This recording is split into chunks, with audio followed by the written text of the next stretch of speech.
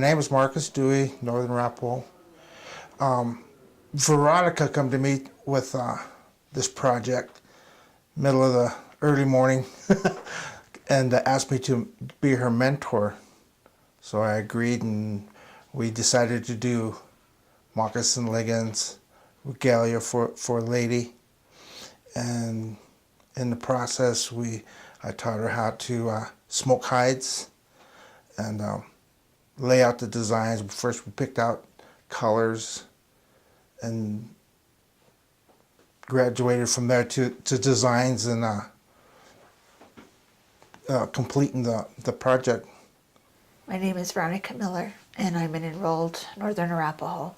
And I had been involved in the Wyoming Arts Council before with Annie Sage designing a dress top, but I didn't know how to make moccasins and leggings, and so I asked Marcus to do that for me. So he made this set for me with the beadwork that goes with it. And then the second go around, I decided that I wanted to know how to make the moccasins and leggings. There's a lot to it as far as the design and measuring and all of that. And so I approached him and asked him if he would be willing to participate and be my mentor. He said that he would. My grandmother and mother were both beadworkers, and I just learned from watching them over the years, help them put moccasins together. I think my first pair of moccasins, I was like maybe 13, 14 years old when I did those. And worked a little bit in the oil fields, cattle ranching, truck driver, joined a service. After all that, they started selling my beadwork back in like 1990. I think I started doing full-time beadwork, doing art shows, travel the United States selling my work, and now I'm do mostly family beadwork for dancers, Sundance. That's where I'm at now. I got a lot more out of it probably than what we had anticipated, because there's just so much knowledge that he has as far as the old ways of doing things, and it being traditional regalia, he made sure that it was done following the Arapaho way of beading and following tradition. Even the designs and the colors. The smoked buckskin, we talked a lot about the stories that went along with it, as you know, as he would bead, and very, very patient. One thing I learned that I didn't know before is like his beadwork doesn't have knots, it doesn't show it, and so I was able to learn how to do that. And it's just a matter of taking, I guess, being a professional in the way that you do things and taking pride in the way that you bead. I'd helped her before with a pair of moccasins and leggings, so I had her sizes, and when we went through designs, some old books, found a design she liked, and I put them on graph paper, so I get the different sizes, know exactly what size we need, and smoked the hide. Taught her what her first pair of moccasins is excellent. I think they're good, but she's got the patience to sit down and bead and to learn. And we've got to be able to have a cultural identity. We need to be able to understand who we are and where we come from, and that's the art. That's what Indian women would do. We would have to bead and all of that, and it's hard to find someone who practices the traditional beadwork style. So that's why I came to him and I asked him to help, and he was more than willing. I think it's to where the tradition won't be lost. I'm handing it down to her. I have a granddaughter that I'm doing the same thing with,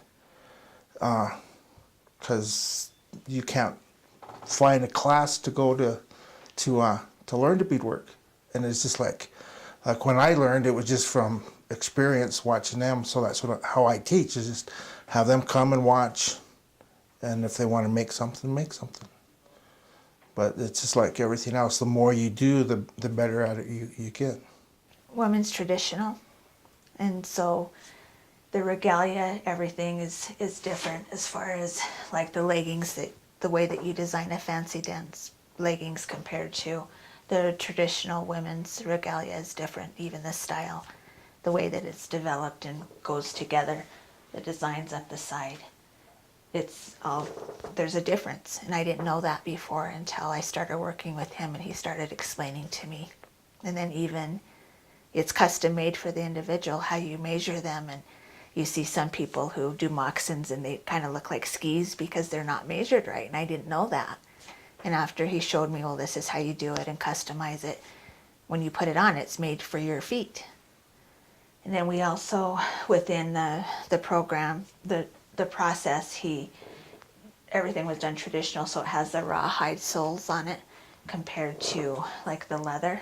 And so we really tried hard to stick to the traditional making of it and how things would have been done 100 years ago. I try to preserve the old designs. They have new designs, more the contemporary, call it contemporary traditional. They're the same, but they don't use the old designs or the old colors. They're more flash, the new colors, fluorescent colors. I don't go for those. Cut beads, maybe. But I stay with the old, like trade beads that they had back in the 1800s, old designs. And I try to keep everything traditional. I will make fancy dance regalia, but most of everything else is traditional, what they had back in 1800s, 1700s. Well, I'm a teacher, and like in my classrooms, I had taught kids how to bead off of looms or make simple earrings. And this is something now that I will pass on. I have nieces. I have 2 sons.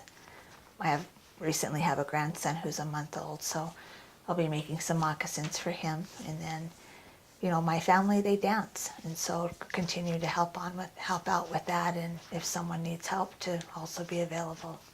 Well, I try to teach everybody the old ways of putting everything together, because we just like the moccasin itself. The Arapahos have a certain way we put it together, and try to keep that. Explain everything to them, designs, colors. Try not to lose that. To the Wyoming Arts Council, this was made available, and I really appreciate the fact that we were able to participate in this, and it has really done good things to help preserve our culture and our traditions. It is an honor to work with the Wyoming Arts Council, and I appreciate the opportunity to pass my knowledge and teachings down to somebody else that will carry it on. And that's how we do things, is by word of mouth and teaching, generation to generation.